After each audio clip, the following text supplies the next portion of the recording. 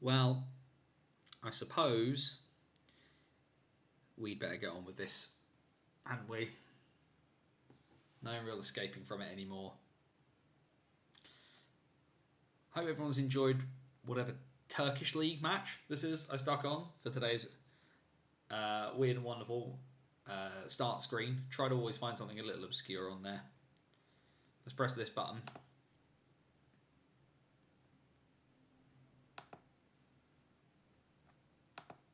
Hey everyone. We're just going to give folk a minute or two just to come in. Just give it another moment. Just while I kind of get myself together. If nothing else. I can see a few people poking their heads into the chat already. That is appreciated. Hoping that folk will kind of rock in and we're all kind of rocking as we get going.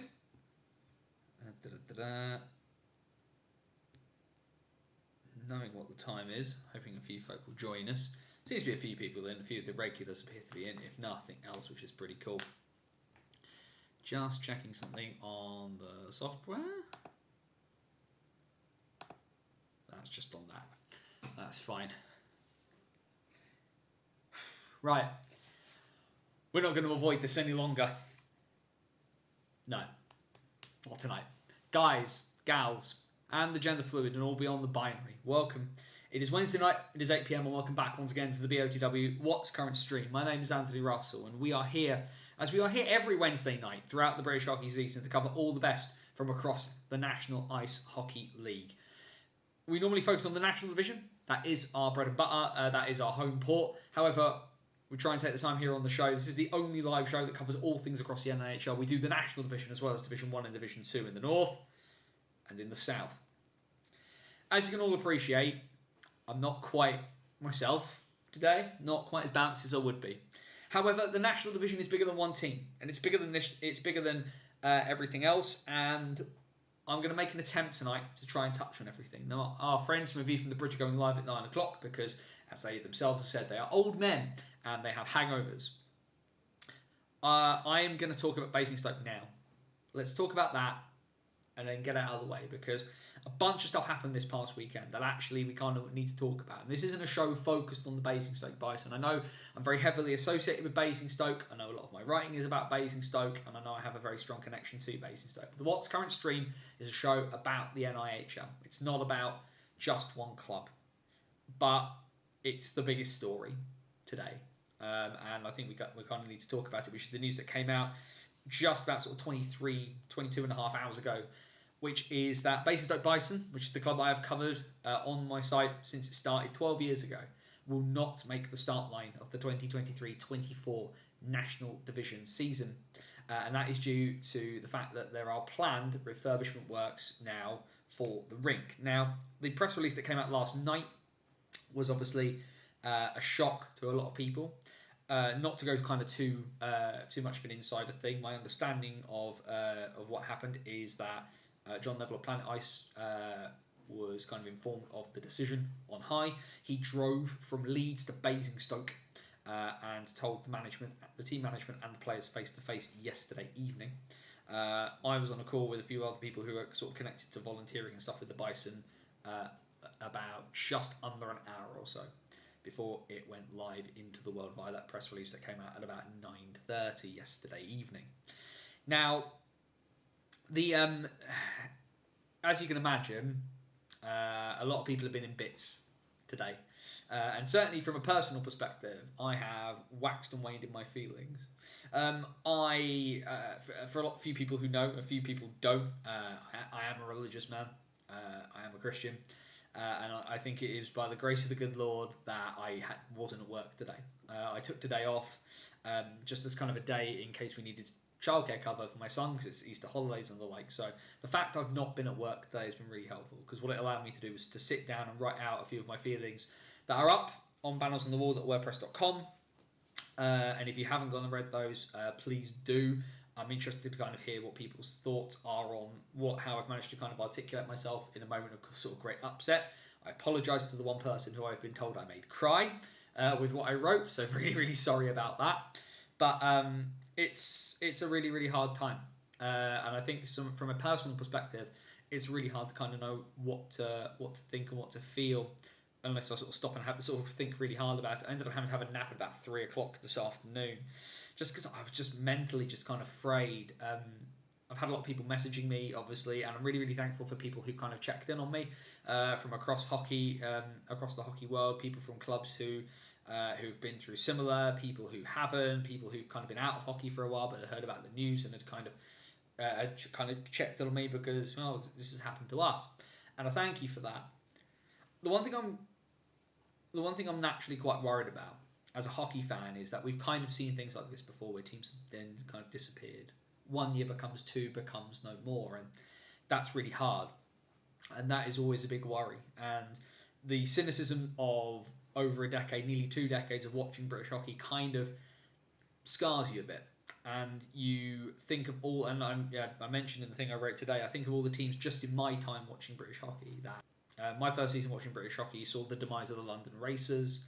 I think of all of my friends on the Isle of Wight. I think of all of my friends in Manchester who were connected to the Phoenix. Like, there's that worry. There's also a tinge of not of that kind of belief in who the Bison are as a club, because a lot of that isn't just the players, although they are massive, and I'm obviously a lot of thought to them right now because their plans are up in the air, and it's bigger than John Neville. Although John Neville, for his many foibles, has put a lot of time and a lot of effort into the club when he could have done other things, and I'm really thankful for that. And he's always been really supportive of what BOTW is and kind of giving me the latitude to kind of do what I do without thinking I'm stepping on anybody's toes or causing a problem. And then there's basically it's the fans, it's the people who've kept me going to Basingstoke for a really, really long time. I walked through the door in, must have been November of 2005, and I walked in on my own. I went on my own, and I watched. It was a game against the Newcastle. It was pretty certain it was the Newcastle Vipers, who another team that are no longer around, and from that point to this point, I just think of just the ridiculous progression of people that I know in Basingstoke, and the people that there are people that have come and gone because that's life. Things change for people. It waxes and it wanes, right? But I think of the people that have always been there, or the people that have started coming recently that are not going to be deterred by this issue. There are a lot of things that are kind of on my mind about it. This day was avoidable, I think, ultimately. I think if stuff had been done earlier, had been addressed, and if you want kind of my full thoughts on that, then like I say, go and read the piece, because I'm much better at writing this out. At least I think I am than I'm necessarily talking about it. But there's blame on all sides. The highest levels of Planet Ice, I think, deserve a bit of flack for it. Basingstoke and Dean Borough Council deserve flack for it. And ultimately, we just find ourselves in a really crap situation. There's no other way to kind of put it. There are a lot of people that are very, very upset today. I am one of them. And ultimately, I sat down today to kind of write stuff. I started writing at about 7:30 this morning, and it took me a while just because I had other bits and pieces on, and I was off today, and my wife was off work today, so I took her into town, and we did some bits and pieces, and we took her out for a coffee and stuff like that. But then it got to a point where when we got back, and I sat down to write again, and I just had to get it out, just had to push this out of my system and just feel the catharsis of everything that writing about this sport has given me. And the short version is that I know a lot of people I've seen a few people who have just cut like, this is the end of the Bison, they're never coming back. And I've seen some people like, oh, like it's just a year, it'll be okay. And I find myself falling very, very much into the middle of this, and maybe this is just that horrible thing of knowing a little bit kind of how the sausage is made in British hockey, if you see what I mean, like knowing how the gears turn now more than I did a couple of years ago. I think ultimately I fall kind of in the middle. I'm an optimist by definition, and I think that there's clearly some sort of plan in place to do something to the rink at Basingstoke. We've obviously, since I published my piece early this afternoon, we've had word out from the leader of the council in Basingstoke about it, which was a very, very frustrating read, and he's turned off all of the comments, the ability to comment on any of his posts, which is, in my opinion, a bit of an act of cowardice. But but there's little bits starting to sort of drip out. It was in the Basingstoke Gazette as well, because they've reported on what the leader of Basingstoke Council has said, which is that it's sort of a £3 million worth of work that's going to be done, and it's due to kind of start once hockey season finishes. Well, the Planet Ice press release that came out with the Bison's withdrawal from next season talks about the fact that the juniors are going to keep going, and the Buffalo are going to keep going, and patch ice is going to keep going, and skating and all the other bits. It's the Bison who are not playing. If we're honest with ourselves, this day has been coming. The day where they were going to say, we're going to close the rink for a bit and we're going to refurbish it. Now, this day should have come a lot sooner than it has, and we're here now at this point where the club has to stop playing, because ultimately it's just not going to be viable for them to play whilst this is going on. We can kind of deal with the rigmarole of bringing the Bison back later. But ultimately, the big thing is this work needs to be done, and the press release from the council doesn't quite match up with the press release from the Bison in terms of what's going on there, because are they closing it to refurbish it, or are the Buffalo going to keep going? And the juniors going to keep going? Are they, what are they doing? What are they doing about this? Like, why are the two bits not matching up? Why did Planet Ice announce that they were buying the head lease of the rink in 2022? And there's still legal wranglings going on nearly a year later. May of 2020, the Planet Ice put that press release out. It's now the beginning of April 2023, and things still aren't solved. Why? That feels very awkward. And I think there's still quite a few questions, I think, that kind of desperately need answering on that front.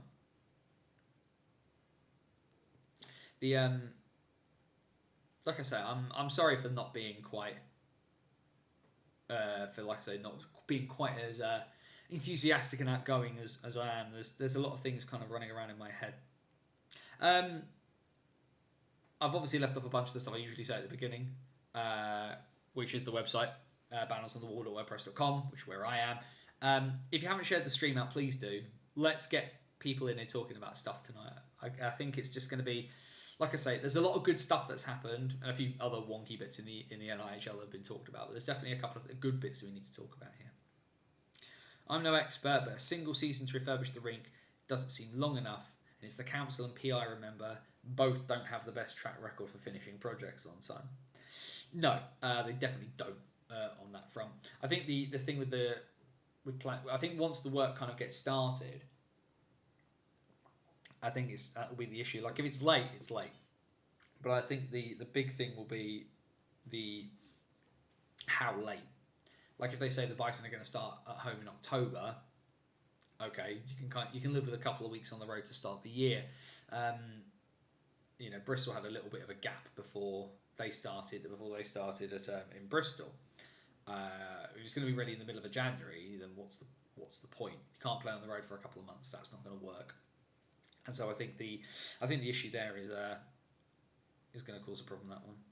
It took 17 months for the rink refurb in MK to be done, from 31st of March 2013 to 18th of October 2014. Yeah, like, given the fact it's obviously starting a bit later, but obviously there'll be a slightly, there's different issues in Basingstoke than there were at MK in terms of that refurbishment, but it kind of remains to be seen. Could the Bison do a September and October on the road? Maybe, but but that'd be very, very tough, and it would take quite a chunk of investment from sponsors and people buying season tickets. They're going to have to slam a lot of games in together. Definitely wouldn't be ideal.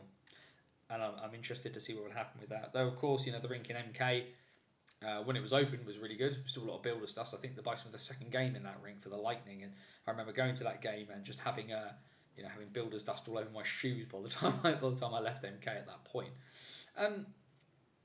But yeah, there's a lot of things. There's a lot of stuff still up in the air. The only thing that we do know is that after playoff weekend, 11 teams made it to the finish line, but only 10 at the moment are going to make the start line for next year, and that's going to be tough. Like I've said, I'd be really interested for people to just go read what I've written.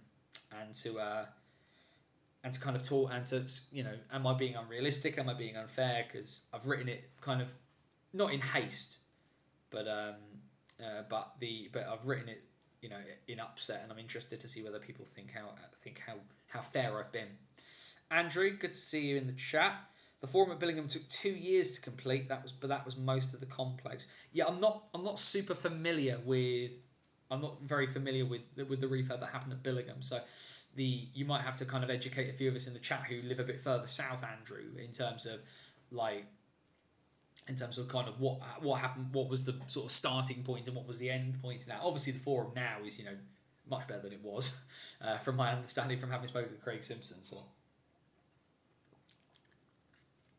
On that front, but yeah, I will, in the midst of all this, I will read one little bit that I've written because I think it's actually really, really important. I think it's just about trying to keep a bit of that perspective in my head, just about why we go to hockey in the first place.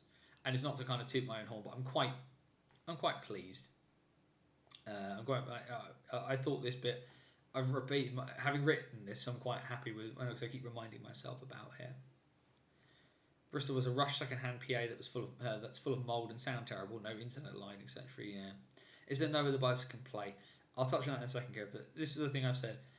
Whether you're in Basingstoke this Sunday or not, wherever you watch your hockey as this season comes to an end, please do me a favour. Shake that hand, mend that bridge, hug that friend, buy that jersey, shout yourself hoarse, sing your heart out, take it all in, and treasure it. We're supposed to enjoy sport, and even in this really trying moment, we can all approach the end of the season and what it holds for all of us, looking to enjoy it. But just this idea that this bad thing is happening, and we can't stop that. And certainly from a base perspective, I don't want to be able to kind of, I don't want to think too hard about what's happening right now. But in that sense, but this is meant to be fun. Right? Hockey is meant to be fun. The whole reason we go out and go to entertainment is to enjoy ourselves. You know, even people who like scary movies and like being scared witless, like, it's because it's fun, right? And it's the same thing with hockey. And I mean, Sunday in Basingstoke is going to be beyond emotional. I have no idea how I'm going to do any of the stuff I usually do. I will probably cry a lot, and I think a lot of people are going to cry a lot. And all I can say is I hope we smash Leeds. And I have a lot of respect for the Leeds Knights, because, and I've said in some ways they're the best organisation to be taking on at a moment like this because they're just really professional. The Bison are not going to be given any quarter, and it's either the Bison shock the world this weekend, or it's out on our swords, and that's the best way it should be. I remember Tony Hand losing in the playoff final, and that was his last game, and that's in some ways just like the perfect way to kind of end that. But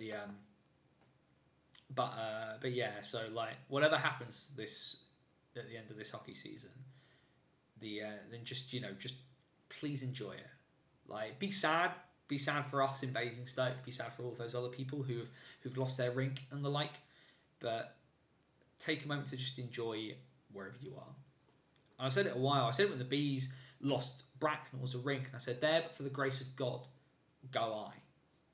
And we're going now.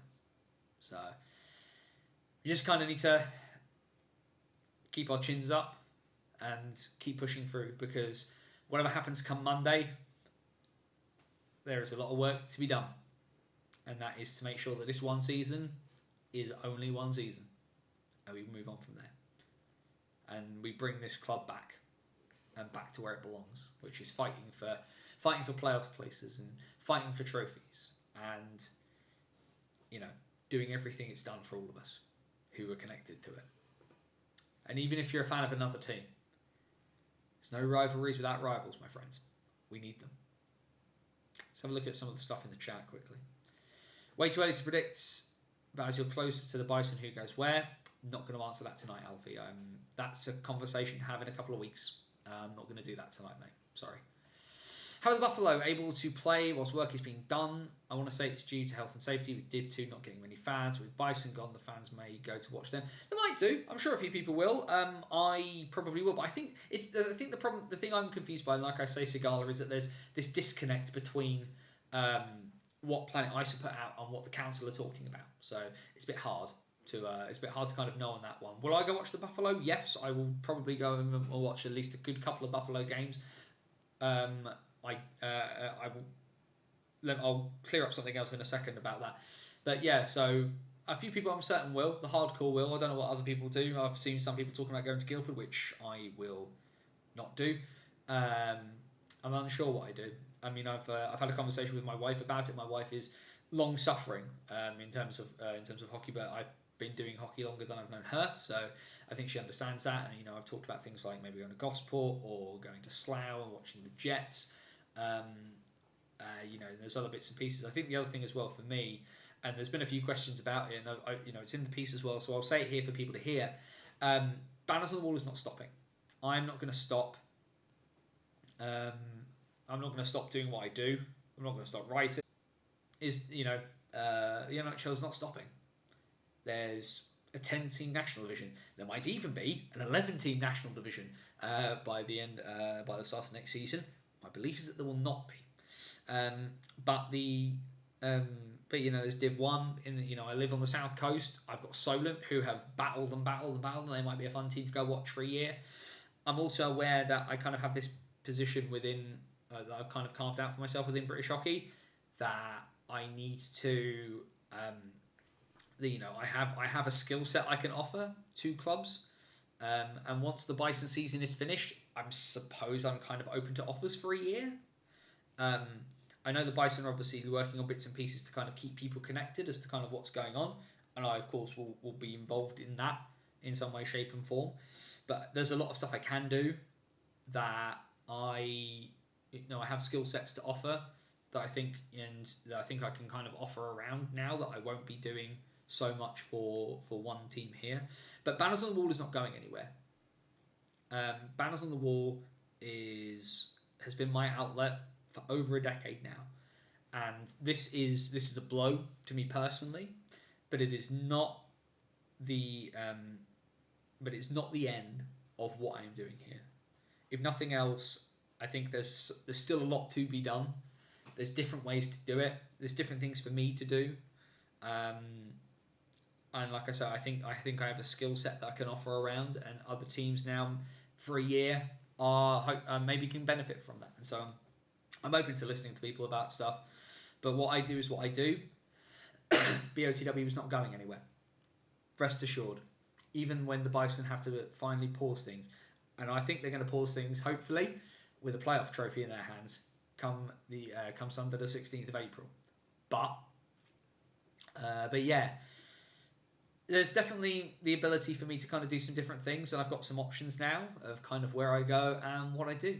And if people want to reach out, if people want to have a chat to me about what I can do for a team come the end of April, then I am open to listening to stuff. I suppose I don't have it. I'm going to keep myself busy. I think it's probably the best thing to do in that front. Let's have a look back through the chat. Andrew, this is you explaining about Billingham. 0 pucks given. Thank you very much. If you've not listened to 0 pucks given, Ben's podcast, he focuses on Chelmsford. He's done lots of really really interesting interviews, just kind of sort of across the breadth of stuff that happens in Chelmsford. Sorry, not Cheltenham, Chelmsford. Duh. But also, he spoke to Averman from the Mighty Ducks. That's pretty cool. Go and listen to his stuff. And I'm pretty certain. And Ben, please put it in the chat if I'm right. You're going to be at South One playoff weekend this upcoming weekend, doing bits and pieces. So if you are, please say where people can find stuff. Please put it in the chat so people can kind of follow along. That'd be appreciated. But yeah, so aside from the fact that I'm not stopping, I will be at Coventry. I'm going to be interviewing people left, right and centre. I'm going to try and do a couple of sort of like little streams, like recap streams at the beginning of, a preview stream on sort of Saturday morning, a recap one on Sunday, sort of Sunday morning as well over the semi-finals. And just going to try and interview as many people left, right and centre as possible. If anybody knows of a really good mic that I can attach to an Android Samsung phone, that'd be really appreciated. Please drop me a message about that. So, Billingham, they actually wanted to knock it down, but there was a theatre attached to it. A preservation order was put on it, so the council had shelved that idea. So, a £15 million refurbishment was done. The ice and boards were needed, swimming pool was reduced. New atrium was built, bought into the 21st century. Okay, cool. Thank you for that, Andrew. That's really, really good to hear. Kind of good to know about. I'm trying to learn more about hockey in the north. I might as well have to visit now. Got no excuse, I don't think. What is planned for the refurbishment? So there's nothing out of PI for what they've planned. I've not heard anything either, Mark, unfortunately. It's one of the things I think Planet Ice need to address really, really drastically. I venture because they've not got these legal issues with the council sorted out, they're not announcing that. But I think as soon as they are practically able to do so, they need to announce it, and they need to announce it in as big and as loud a way as possible. What is this leave Solway's National League bid? I'm going to say this now. I don't think Solway come to the start line either unless something really drastically changes. But if the Bison are coming back in a year, do not be surprised if Solway join them at that start line in September of 2024, is all I will say. Joe, I'm not going to reread that, or I am going to cry. But thanks, mate. Sally, you're going to make us cry. Well, as long as I don't make myself cry into the bargain, I've cried enough today, I think. Simon, maybe they should build a new 4,000-seater rink and the Bison return to the Elite League. Wouldn't that be nice? I think the only issue for Basingstoke is where you put it in Basingstoke, really. Top of a roundabout, maybe. I was actually a Durham fan. I know the pain. It took me 27 years to find a new team to enjoy. Just floated around going to different games, although the Forum was 5 minutes away. Well, I'm glad you I'm glad you managed to do that. Are you going to Leeds on Saturday? I'm not going to Leeds on Saturday, mate. No. A long-standing agreement with my wife is that for certain bits and pieces that I don't do ridiculously long journeys. I'm so tempted to, and if the second leg was in Leeds and we had a chance of winning it, I'd be really, really tempted to. But I have a young son and have a wife who is very, very long suffering with some of these hockey bits and pieces. So no, I will not be going to Leeds on Saturday. I am going to watch from afar and then roll on Sunday, and what will be on that front. You're always welcome to join me whenever you want. Stretter, mate, thank you, Chris. That is appreciated. I think I might have to at this point. Not sure. You have to let me know what the parking is like, mind. Not the Elite League, says Sally. No, I know some people. I know some Bison fans would not be keen to go back to the Elite League, and I get that. I do get that. So I think it's I get why. What make Galaxy? It is an A52, I believe.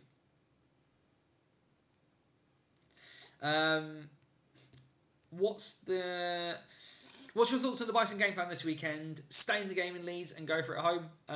We are Ghost 100%. 100%. I think if you're the Bison, and I think the strange thing is that there was a game a couple of weeks ago against Romford. Now Romford were obviously locked into sixth. They weren't going. Mathematically, they could have gone a few places, but they were going to be sixth. And they were always going to be where they were. And that game against them, which was Alex Sanford's last game, was the most focused and dedicated I've seen the Bison at this year, probably. And I'm wondering whether the announcement yesterday will kind of have a similar impact, because actually there is no tomorrow unless they make it themselves. If you're the Bison, you have to play road hockey to the nth degree. It's the reason why they haven't beaten Leeds this year is they've not played for 60 minutes. They've played 50 minutes or 55 minutes or 57 minutes and not played the full 60. And you have to play the full 60 against the best team in the league. The way they will beat Leeds is be within punching distance come the end of Saturday night, and then Sunday night, everything. To the wall. Every single player. I want Metum shooting from his crease. I want Marcus Mitchell hitting everything with a pulse. I want Gail Labelle to, toe drag around every player, because I think the one thing the Bison are going to have to do is not let the emotion of the occasion get the better of them.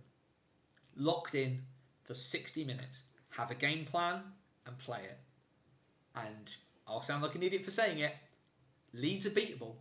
And if the Bison get a game plan that will work, they can do this. And that wave of being pushed on by everybody might just be enough. This is, of course, a complete pie-in-the-sky idea, because Leeds are brilliant. They're so good. The really bizarre thing, and there's sort of bit of serendipity about it all, was I've been asked to write for the NIHL Finals Weekend programme, and I got asked to write about the Knights, and because I wrote about Telford last year, who was champions, and Paul Windybank, who's editing the programme, asked me to write about the Knights, and I was in the middle of writing it, and then I got the phone call from John Neville, and I just didn't know what to do. I didn't know what to do with that news, and I just sat back down and just kept writing the article, ultimately hoping it never makes print. In some ways, actually, there's a bit of it that could go into the programme, and it's entirely salvageable if something happens and the Bison do beat the Knights. But but yeah, strange. It was a sort of a weird moment there. Getting iRig 2 with a mic, way better sound. It's 3.5 jack on the phone. It is actually, Jer. Yeah, I'm happy. Please, people tweet me suggestions at BannersOTW, and I'll kind of work it out from there. I agree you have to play a full 60 to beat Leeds. Likely been lucky twice at home against Leeds to come back after a poor period. I mean, Milton Keynes are a better side than Basingstoke this year. Don't think there's any secret in that. Much more offensive firepower. But yeah, there's I said earlier in the stream, hope dies last, right? So we will hope, we will hope and hope and hope and hope, and I don't know, maybe Jordan Norcliffe is going to score another like 5 goals this weekend, and that will push us over the line or something like that. I don't know, but but yeah, it's not over until it is over, and like I say, the Bison either shock the world and play on Saturday in Coventry, or we go out on our swords, and that's it. And you know what? If it is, then come Monday, it starts to bring us back. That's all in my brain, I think, that I can kind of focus on. If we make Coventry, great. But even then, Monday, what's going on? You said the Bison will be back. What are we doing about it? That's kind of where I'm focusing on things. I'm just going to sort of tap a few buttons whilst we're all talking. I'm not going to do sort of the in-depth scory bits that I usually do for the divisions. We're just going to kind of chat about stuff because we're 35 minutes in, and like I say, I want to get off at 9 o'clock so people can go watch kind of a view from the bridge, and also I'm just conscious as to how I'm doing as well. At least you qualify for the playoffs. You just never know. You don't. No, absolutely not. You do not know. And I think it will be a much different weekend for the Bison than last weekend. Leeds top 5 points numbers. That's why they're champions. Yeah, exactly. It's just ridiculous offense. I was speaking to the Knights organisation during the week because I was getting quotes for the piece that I've done. And I think Cole Shudra was actually really good about this. He said that we've got the best goalie in the league, but our defence have really grown into the season, and they kind of shock and awed everybody and just offensively just overpowered everyone to begin the year. But actually, what it did allow, and bringing in people like Tom Barry, who've got a bit of experience as well, really helped. And Sam Zadrak just was able to kind of pull those younger guys along. So by the time that they did lose, it wasn't that big of an issue for them. And actually, they kind of had worked their way into the year, and they were able to kind of grow. Like the forwards are always going to score a bunch of points. Kieran Brown, Cole Shudra, Matt Hayward, Zach Brooks, Grant Cooper when he was there, Jake Witkowski who came in his place. But like what this was about was actually just getting the D up to scratch and firing and letting them grow and grow and grow. And so those more games that got tighter, the D didn't wobble. They had one brain fart the entire year pretty much in the first leg of the cup final. In terms of, I'm just going to press a few buttons here because we need to just get down to it, because let's at least have a flick through the scores. Like I say, I'm not going in depth today, folk. I just don't think I can. What we do need to do is press a button here. There we go. Oh wow, it already automatically pulled it through. That's quite helpful. But there we go. The results from last weekend in the National Division. The Raiders were already locked into 6th. It's a pretty decent 8-2 win over the Bees on Friday night. Aaron Connolly with a hat trick in that one as well to kind of help things along. Raiders were 5-0 up at one point in this game. I'm sorry to hear about the Bison. My thoughts with all Bison fans. Hope the team got on a high. Shame a temporary rig couldn't have been set up for the year. Again, Andrew, I think the real issue in Basingstoke is where it would go, to be fair. Yeah, the thing with Leeds, if they lose a player, there's always someone to come off the bench. Exactly, but that's why they're champions. That's why they're the best team in the league, because those young guys have sort of stepped up. You think about Finn Braden in the penultimate weekend of the league season, what he did in the absence of guys for them. But then Saturday, then Basingstoke losing 4-3 to Sheffield. Another frustrating game, but very much kind of an end of term feel in Basingstoke. They've rested a lot of guys. Liam Morris, Gail Welly sat effectively, so they couldn't potentially pick up any penalty points. But again, the Bison just made one mistake, really, and lost the game as a result there. Bristol secured Peterborough's place in third with an 8-5 Wild West style win in BS10, and Telford leapfrogged the Bison into seventh with that 3-2 win up in Hull, and then the Knights and MK had a bit of a wild one. Leeds 3-0 up. Milton Keynes pull it all the way back. They win by 7-5 in the Thunderdome on Saturday night. Sunday then the Raiders finish off their season with a 4-3 win in Swindon against the Wild.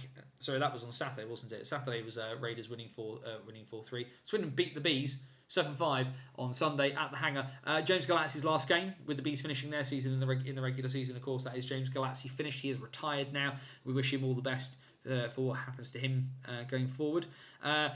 Leeds woke up and slapped MK around, but again, end of the year, not one of those games I think that's going to worry anybody too much. Although a 9-1 defeat's not really what you want, but a statement of intent from the Knights, if nothing else.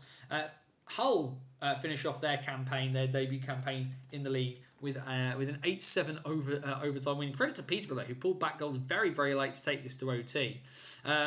Sheffield and Basingstoke had a game that was pretty much ballsed up by the officiating. You seem to be taking a game far too seriously that the teams weren't taking that seriously themselves. Players had to end up sort of really policing the game themselves on that front. And then Telford went ham on Bristol and locked in 7th place in a 2-game series with the MK Lightning, winning by 11-3 as Bristol skate towards the golf course for the end of their campaign. Although, as I said, I've been thoroughly impressed with Bristol. They played some really entertaining hockey. I found them very, very interesting. So what that means we have playoff quarterfinals that look like this. The Basingstoke Bison will dance out of the NHL National Division for at least a season if they do not beat the Leeds Knights. They are in Leeds on Saturday evening and Basingstoke on Sunday. MK as well will be at home on Saturday night due to the NHL 1 South playoff weekend, which is in MK over Sunday and Monday this coming weekend. They take on the Telford Tigers, second leg in Shropshire. Yes, Vladimir Lukas 6+3 in that game against Bristol. There's life in the old dog yet. Peterborough and Romford will meet.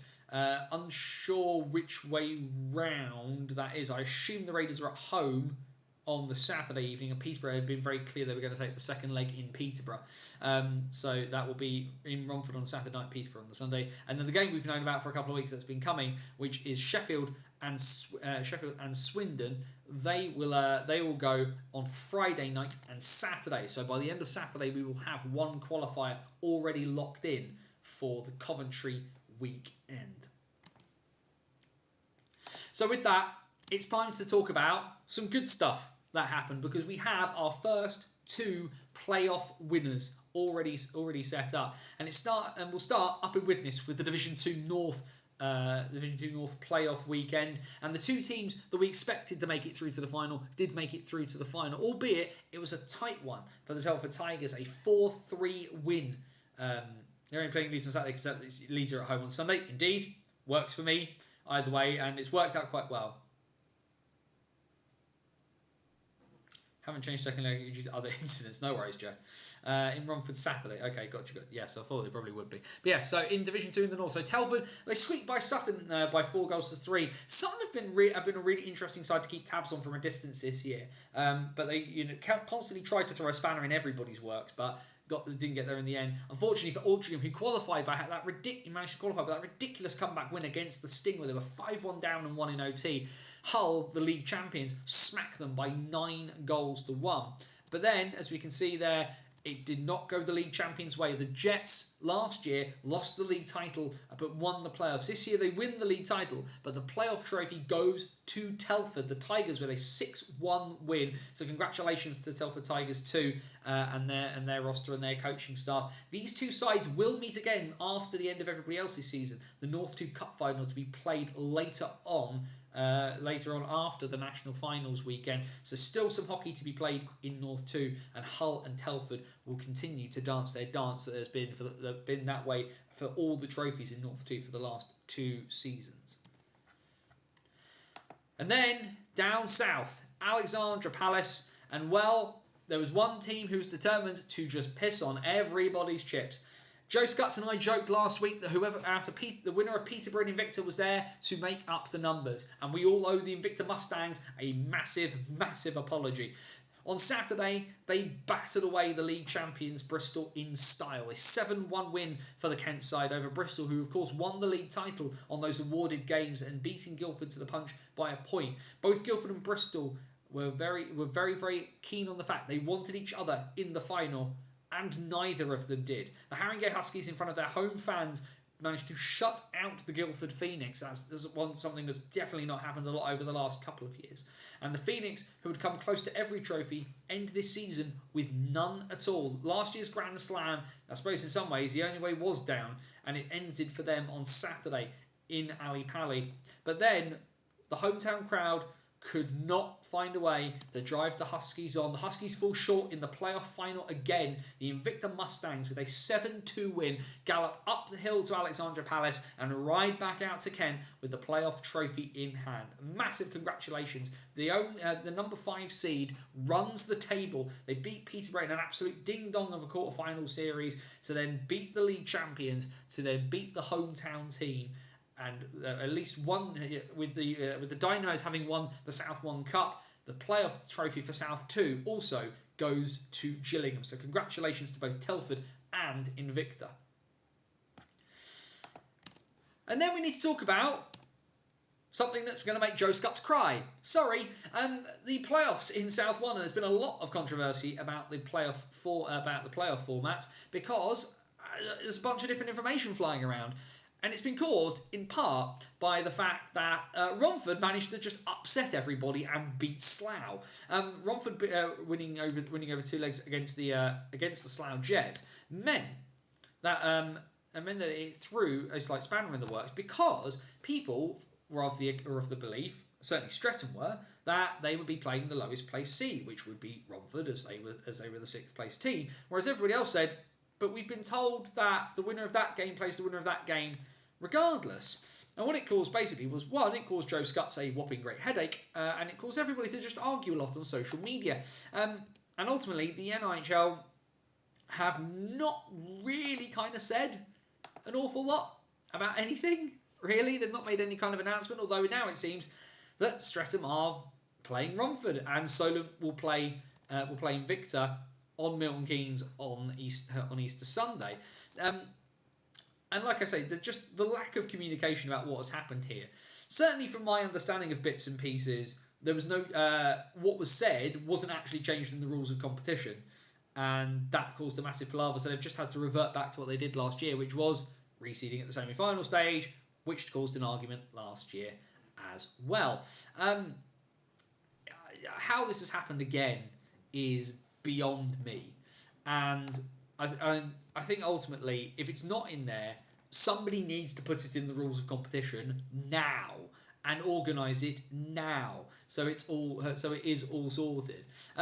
In terms of how everybody made that Final Four weekend for South 1, it's on screen for everybody now. Streatham, of course, walloping their way past the MK Thunder, though credit to MK for putting up a bit more of a fight this time, only losing 15-1 on aggregate rather than losing 22-0 in the one game. Solent managed to power their way past Oxford. Oxford ran them close in the first leg. It was only 4-2 heading into the second leg, but the Devils then put on the afterburners and bashed right the way through them. 15-6 on aggregate, the Devils qualify for the finals weekend. And as we said, Romford knocking out Slough. Romford winning 4-2 in Slough on the Saturday evening. But then an absolute back and forth battle. Slough at one point 4-0 up in the second leg. They lose by 7-6, and that means Romford go back to the playoff semi-finals, just like last year when they played Streatham. Please, Vanya Antonov, don't kick anybody. Rules of competition state highest versus lowest for quarterfinals only is being changed for next season, along with many other things. Good.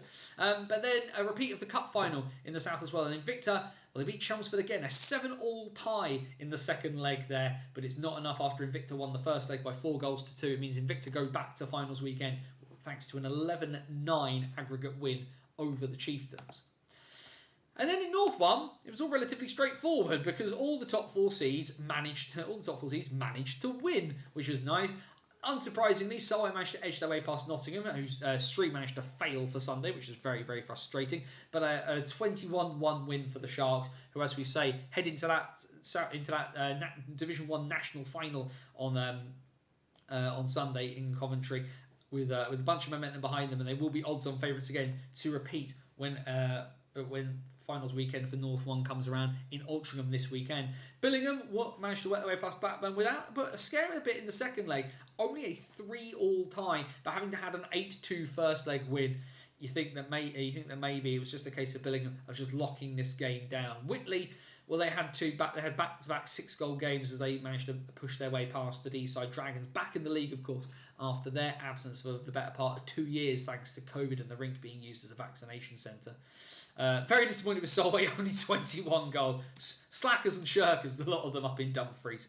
But 12-5 Whitley put their way through. And Solihull, well, they managed to put 6 goals on winners in the first leg, and then just no resistance from the Wild in the second at all. An 11-0 win for the Solihull Barons. A 17-2 aggregate win gives them big momentum heading into their semi-final with Solway in Altrincham. Solway versus Solihull. Billingham versus Whitley again. The Battle of the North East. This time in Manchester at the rink in Altrincham for what should prove to be a very, very interesting tie. Will we see Solway and Billingham again after their cup final ding-dong? 125 minutes could not separate the Sharks and the Stars in the North 1 Cup. It would be only 65 as an absolute maximum before penalty shots are needed to decide that one.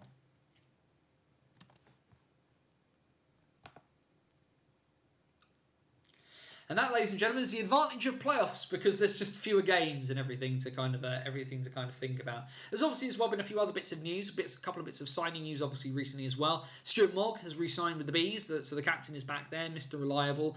Obviously, at the moment it's going to be popular re-signings for teams that have not made the playoffs really. And also as well, Bristol announcing 2-year contracts for both Mason Lipsey and Jay Warren. They will return to the Pound next year for Jamie Elsom and the Pitbulls. Not seen lots of other bits and pieces. Of course, only a couple of teams have finished. Not seen any other news out of anybody else. I'm just going to very, very quickly pull up the. Now we've just got to pull up the. Quickly going to pull up the phone and let's just have a look at any other bits and pieces that we've been done. I'm just double checking, but yes, questions, comments, anything anybody kind of wants to throw in there. I've managed to keep it together for like 50 minutes without getting too upset, so I'm pleasantly surprised with myself on that one. But anything anybody kind of wants to check in, please do. It will be appreciated. Scutsy has sent me a wireless microphone, which is massively appreciated. Billingham, Finn Braden and Tommy Spraggan missing as they're on GB duty. Yeah, Luca Tassadri missing was obviously pulled up from Chelmsford as well, and they obviously were very, very close.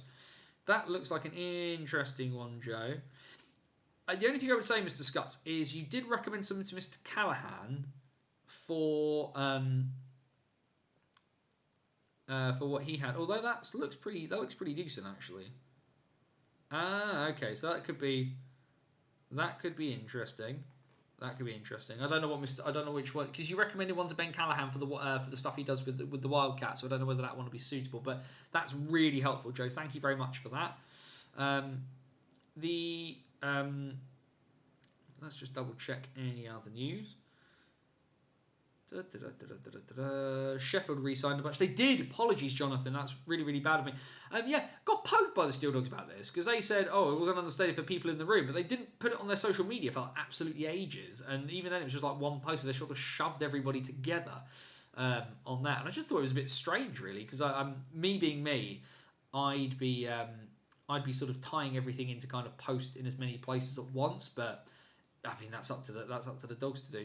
And even then, if you scroll through their social media, like I say, it's one post like 10 o'clock at night, but either it's just it felt a bit strange to me. But either way, for Sheffield, they have confirmed the return of Jason Hewitt, Matt Bissonnette, Vlad's Volkanovs, which is a massive re-signing. He has gone from strength to strength. If you think only about 4 years ago he was playing university hockey for the Manchester Metros. Ollie Turner as well back for next year. He's been very, very promising. He is probably going to have a really, really good future with that Sheffield club, so I'm really interested to see how he develops. Obviously, Hewitt and Bissonnette closer to the end of their career than the beginning. Volkanovs, though, has been really, really solid. Obviously, as a second import, when you've got that level of sort of Brit attack, when you've got people like Hewitt and Graham, having somebody with Volkanov's kind of skill set kind of works. So so not needing to have an import who kind of does those bits and pieces, necessarily all those bits and pieces, isn't so much of a problem. But actually what Volkanovs did was, like he has in every level he's played at, whether it's with the Manchester Metros, whether it's with the Altrincham Aces, whether it's with the Widnes Wild, he's just grown and grown and grown into the year. This is the first year in his British hockey career that he's not made a step up anywhere. And actually the thing is that he will make a step up because he's going to get a bunch of ice time next year, and I'm really interested to see what he does. League high 2,555 on Saturday night in MK, highest attendance for non-arena teams British ice hockey this season. Yep, massive news for MK, although people wonder why they won't go back to the Elite League. Why would you if that's the business you're doing in a 2-import league? Which players impressed you most in the league?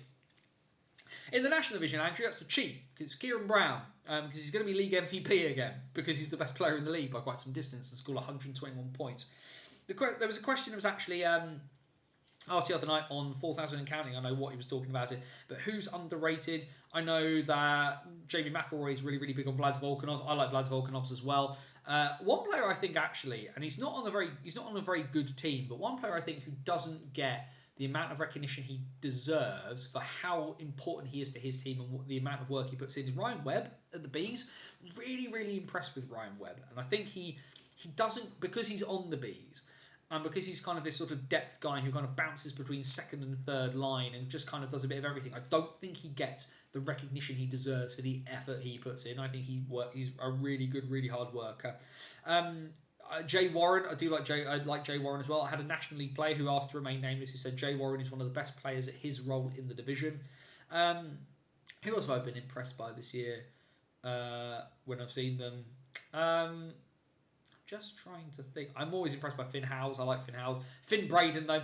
Finn Braden was, I'd obviously watched a lot of video of Finn Braden and getting to watch him in Basic a couple of weeks ago. This kid is the business. He's going to be superb. And I think that's kind of that's a big one there. Jake Sylvester is another really good player for that sort of underrated category. And I don't know why he flies under the radar in the way that he does, but he is very he's very, very interesting to kind of watch. He feels, for people who remember Greg Chambers, he feels very Greg Chambers-esque at times, but he has got a very, very good shot on him. Luke Johnson, I think Billing has had a better year than Johnson. I think Johnson, again, is another player who flies under the radar, but I think, for me, I don't think Billing gets quite the recognition he deserves either. I think Billing's had a superb year in Peterborough. And actually, if we're talking about Peterborough, you know who's had a really good year and kept his nose clean? Ralph Sosenis. A pariah for a variety of reasons in a lot of different places. But, like, I was having a conversation with a couple of the Peterborough players a little while ago, and I said to them, like, you've got to understand that Ralph's comes with a history, and I think a lot of people are not going to forgive and forget as easily as maybe you would like them to. And they said, yeah, and that's fair. We'd heard that reputation, but he's done everything we've asked him to here and more. And you know what? You can only judge a person and your actions from when you know them. So fair play to Sosenis for turning up and kind of doing what needed to be done in that sense. And hopefully he's grown up a bit. And obviously has done really, really well. That Peterborough system has worked really well for a couple of guys. Sosenis being one, Lucas Ludkowski being another. Carter Hamills, both Hamills I think have done quite well this year. Actually, there was a player, Josh Hodgkinson at Leeds. I thought has had a really, really good year in terms of sort of expectation versus outcomes levels worth of stuff. Obviously not a big scorer and not the biggest of players for Leeds, but I was pleasantly surprised by what he's offered the Knights this year.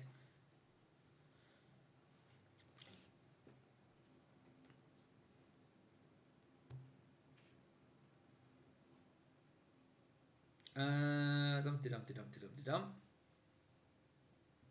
dum. I'm just trying to. We're nearly at the end though, folks. Last call. Last call for tonight. So next Wednesday we will be back. I am not going anywhere. Banners on the Wall is not going anywhere. We keep going. If nothing else, we've got a season to finish. And like I say, if all things go according to plan,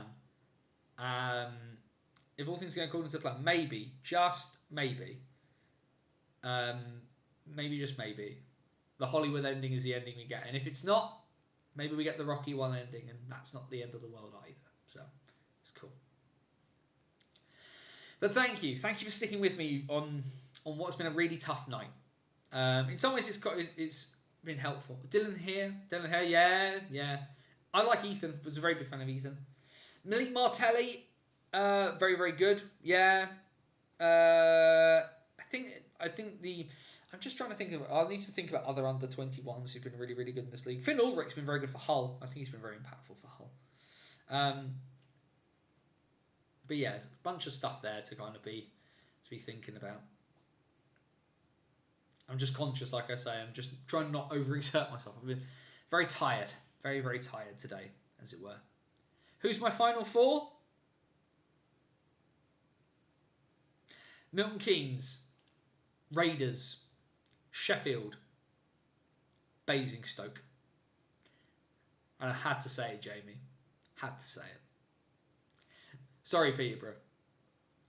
I just wonder if Jordan Marr plays, Peterborough make it through, because they're going to have to protect Tyler Delabatouche really, really heavily, and I'm interested to see what they do on that front. I hope Jordan's fit, because I heard his injury was quite nasty, so hopefully he's doing okay. But yeah, 23-24 BOTW World Tour. We'll see. Like I say, it kind of depends. Eggersland Spurs compared to last year, incredible. Offered more ice time and it paid off. It did, yeah. He was relied on to do more, and he had a tripling his points production was pretty impressive. Keep your head up. That's the plan. Always keep your head up. The sun will rise tomorrow. I think is the thing I keep telling myself. It came up today after a really bad night last night. But yeah, it wouldn't surprise me if all top four seeds go through. It's fine. Potty have a non-phantom goalie lined up. Mr. Hepburn. No, surely not. It can't be Mr. Hepburn. Because of course he will be playing this weekend, so it won't be him. Raiders are good outsiders, and I think that's the thing. I see. Thank you, Joe. Thank you, Joe, for that one. But yeah, it's 9 o'clock, and our friends from Review from the Bridge will be waiting over in Belfast, and I want to see how drunk these men still are. Thank you, everyone. Heads up. Onwards. None of us are done yet. Call it there. Bannersonthewall.wordpress.com is the website. 12 years worth of writing. It ain't stopping now. There'll be of course bits and pieces covering whatever happens in Basingstoke, and I'm gonna have to pivot and start writing about some other bits and pieces as well. Maybe we extend hockey stories. Maybe we find another team to write about. Like I say, I'm open to offers and I'm open to suggestions. Hockey stories is there as well, from stories about hockey from back into the 19th century to the present day. Players, referees, all kinds of bits and pieces there. The back catalogue of the old BOTW podcast. And Dice Hockey, our tabletop ice hockey game. That is free to download, and you can play at home with a few bits and pieces you have lying around your house. If you do download it and you do enjoy it, please do think about making a donation to Parkinson's UK. My dad has Parkinson's and it sucks, so it'd be great to have some research for a cure. But a bunch of stuff over at bannersonthewall.wordpress.com.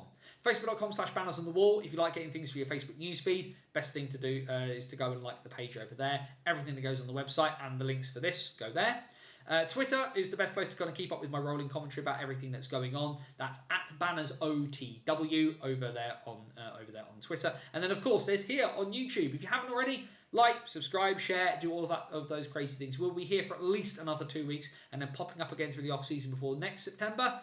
We start it all again. Wednesday nights, 8 p.m. The BOTW What's Current stream, the first and only live show to cover everything across the National Division, all 5 divisions of the National Ice Hockey League structure.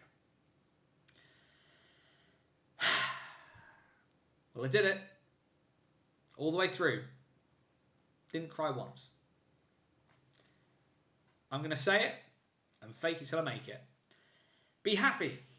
And if you can't be happy, please be safe. As my friend Scotty Woods would say, take care of yourself and somebody else. For balanceonthewall.wordpress.com, it's Santi Russell saying stay safe. And so long till next time. Easter Sunday is a day for miracles. Let's see if there's one more left. See you next Wednesday, everyone.